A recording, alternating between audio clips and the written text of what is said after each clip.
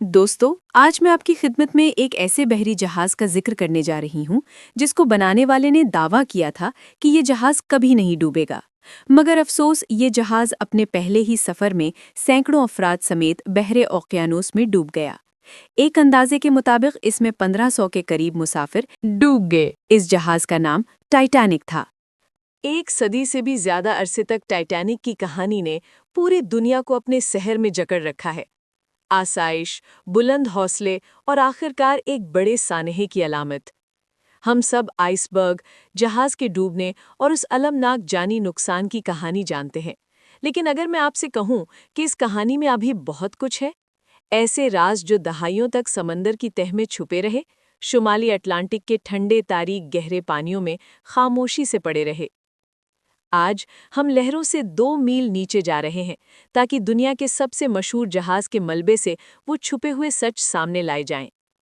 आखिर उस दर्दनाक रात को वाकई क्या हुआ था और कौन सी नई दरियाफ्तें वो सब कुछ बदल रही हैं जो हम टाइटैनिक के बारे में हमेशा से समझते आए थे। इस मलबे में उतरने से पहले आइए मंजरनामा बनाते हैं। अप्रैल 1912। आरएमएस टाइटैनिक इंसान के हाथों बनाया गया सबसे बड़ा जहाज, व्हाइट स्टार लाइन का ताज, जदीद इंजीनियरिंग का शाहकार। इसे अनसिंकेबल यानी नाकाबिले गर्क करार दिया गया था। ये समंदर पर तैरता हुआ महल था। साउथहैम्पटन से न्यूयॉर्क के पहले सफर पर ये अपने साथ मुआशरे के हर तबके के मुसाफिरों को लिए हुए था। दुनिया के अमीर तरीन लोगों से लेकर वो तारिकीन वतन तक जो अमेरिका में नई जिंदगी का ख्वाब देख रहे थे। लेकिन सफर के सिर्फ 4 दिन बाद ही तबाही ने दस्तक दी। आइसबर्ग से टकराव बहुत तेज और अचानक था। वो रात भले मुसाफिरों को लंबी लगी हो, लेकिन जहाज को डूबने में 3 घंटे से भी कम लगे। इसके बाद दुनिया भर में समंदरी कवानीन बदल दिए गए। ताहम सरकारी तहकीकात के बावजूद कई सवाल आज भी जवाब तलब है। 73 साल तक टाइटैनिक का असल मकाम एक मुअम्मा बना है। बेशुमार मिशन नाकाम हुए, समंदर वसी था और तलाश का इलाका बहुत बड़ा था। आखिरकार 1985 में एक फ्रांसीसी अमेरिकी मिशन ने डॉक्टर रॉबर्ट बेलर्ड की क़यादत में इस मलबे को तलाश कर लिया। पहली तस्वीरें दिल दहला देने वाली थीं। शानदार जहाज अब 2 टुकड़ों में समंदर की तह में पुरसुकून हालत में पड़ा था। ये एक अजीम दरियाफ्त थी, लेकिन एक नए बाब का आगाज भी। ये दरियाफ्त कई पुरानी गलत फहमियों को तोड़ गई। दहाइयों तक देखा जाए तो बचने वालों के बयानात मुख्तलिफ थे। कुछ कहते थे जहाज एक ही टुकड़े में डूबा, कुछ कहते थे दरमियान से टूटा। 1985 की दरियाफ्त ने साबित किया कि टाइटैनिक वाकई 2 हिस्सों में टूटा था। बो और स्टर्न तकरीबन 2000 फुट के फासले पर मिले। ये हकीकत टाइटैनिक के आखिरी लम्हों की हौलनाकी को और भी वाज़ेह करती है। अब बात करते हैं आइसबर्ग से टकराव की। सरकारी तहकीकात के मुताबिक जहाज की दाईं जानिब 300 फुट की एक बड़ी दरार पड़ी थी, लेकिन जदीद सोनार टेक्नोलॉजी से जब मलबे का जायजा लिया गया तो वहां कोई बड़ी दरार नहीं थी। असल नुकसान छोटे लेकिन मुहलिक 5 से 6 मकामात पर हुआ था, जहां स्टील प्लेट्स दबाव से मुड़ गईं और रिविट्स पॉप होकर अलग हो गए। पानी 6 कंपार्टमेंट तक भर गया। टाइटैनिक 4 कंपार्टमेंट भरने तक तैर सकता था, लेकिन 6 नहीं। यूं नाकाबिले गर्क जहाज मिनटों में मौत के दहाने पर पहुंच गया। यहां जाकर सवाल उठता है, क्या टाइटैनिक अपनी पहली ही सांस से बदकिस्मती का शिकार था? जहाज की साख्त का तज्जिया बताता है कि इस्तेमाल होने वाला स्टील जदीद दौर के स्टील के मुकाबले में ज्यादा ठोस मगर नाजुक था, खासकर ठंडे पानी में। मजीद ये कि जहाज में इस्तेमाल होने वाले बहुत से रिवेट कम मियार के थे, खासकर बो और स्टर्न में। जब टाइटैनिक आइसबर्ग से टकराया, यही कमजोर रिवेट सबसे पहले टूटे और पानी अंदर दाखिल होना शुरू हुआ। एक बड़ा मुअम्मा एसएस कैलिफोर्निया का भी है, जो टाइटैनिक के बिल्कुल करीब था। उसने टाइटैनिक के सिग्नल फ्लेयर्स देखे, लेकिन कोई कदम न उठाया। क्यों? क्योंकि उसका वायरलेस ऑपरेटर सिर्फ कुछ मिनट पहले सो गया था। कैप्टन ने समझा ये कंपनी सिग्नल्स है, मदद की पुकार नहीं। अगर कैलिफोर्निया बरवक्त पहुंच जाता तो शायद सैकड़ों जिंदगियां बच जातीं।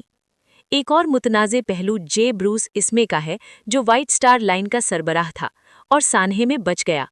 उसे बुज़दिल कहा गया, लेकिन कुछ आइनदीशकों के मुताबिक वो आखिरी वक्त तक लोगों को कश्तियों में बिठाता रहा। क्या उसने अपनी ताकत का गलत इस्तेमाल किया, या वो महज एक जिंदा बचने वाला इंसान था? सच शायद हमेशा धुंधला रहे। सवाल ये है कि इतना बड़ा जहाज जिसके बारे में बनाने वाले का वादा था कि ये कभी नहीं डूबेगा, आखिर क्यों डूबा? क्या जहाज बनाने में कोई गलती थी या फिर कोई और वजह थी? आज आपको बताते हैं कि असल वजह क्या थी।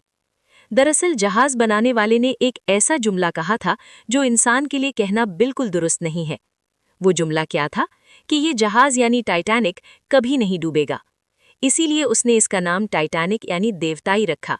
लेकिन हर उरूज को ज़वाल है, हर जानदार और बेजान चीज़ ने एक दिन फना हो जाना है। एक अल्लाह जल्ला जलालहू की ज़ात है जो हमेशा से है और हमेशा जिंदा रहेगी, उसको कभी ज़वाल नहीं आ सकता।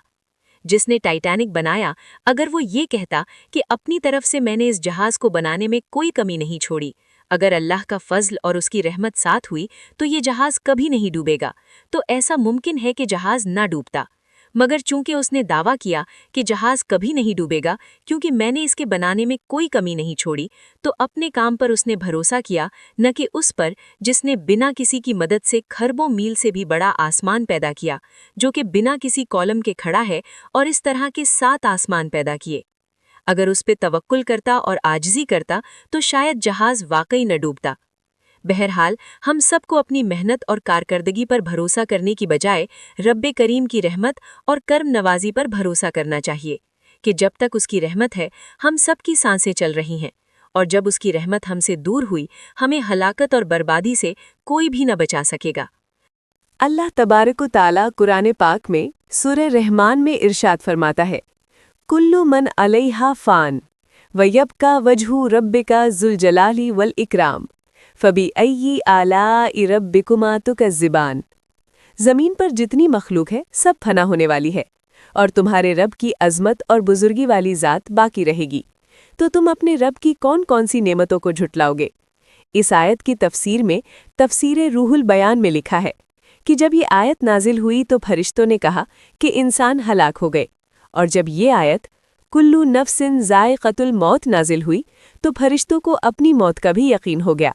तफसीर खाजिन में लिखा है, ज़मीन पर मौजूद तमाम मखलूक फ़ना हो जाएगी और सिर्फ तुम्हारे रब अज़्ज़वजल की ज़ात बाकी रहेगी जो अज़मतों किब्रियाई वाली है, और वो अपनी अज़मत व जलालत के बावजूद अपने अंबिया, औलिया और अहले ईमान पर लुत्फ़ो करम फरमाएगा, और मखलूक के फना होने के बाद उन्हें दोबारा ज़िंदा करेगा और उन्हें अबदी ज़िंदगी अता फरमाएगा।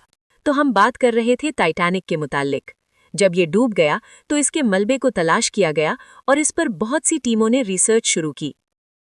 डीप मैपिंग और हाई डेफिनेशन स्कैन्स ने टाइटैनिक के पूरे मलबे और मलबा मैदान यानी डेब्री फील्ड का नक्शा बनाया है, जो कई मुरब्बा मील पर फैला हुआ था। यहाँ हर चीज़ एक कहानी सुनाती है। जूते, बैग, जेवरात, दस्तावेजात, यहाँ तक कि शैंपेन की बंद बोतलें, जैसे वक्त थम गया हो। सबसे दिल को चीर देने वाली दरियाफ्त एक शख्स के जूते थे जो उसी जगह पड़े थे जहां उसकी लाश समुंदर की तह में रुकी होगी।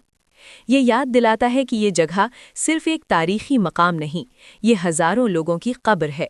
लेकिन वक्त कम है, टाइटैनिक गायब हो रहा है।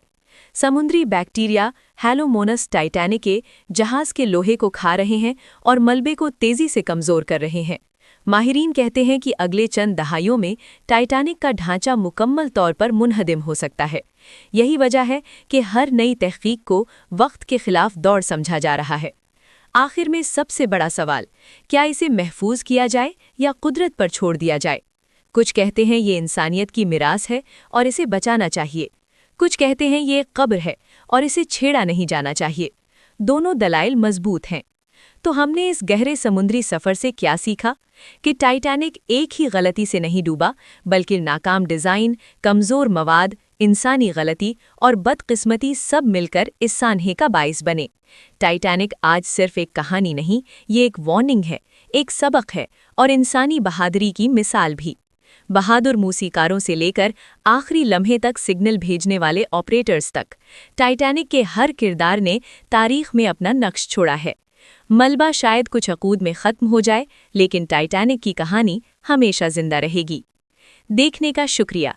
دوستو، امید ہے ٹائٹینک کے مسافروں کی یہ دکھ بھری کہانی آپ کے علم میں اضافے کا سبب بنی ہوگی۔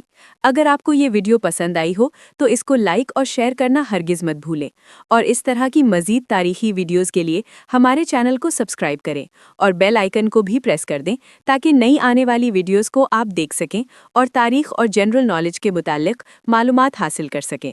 ملتے ہیں اگلی ویڈیو میں، تب تک کے لیے خدا حافظ۔ السلام علیکم۔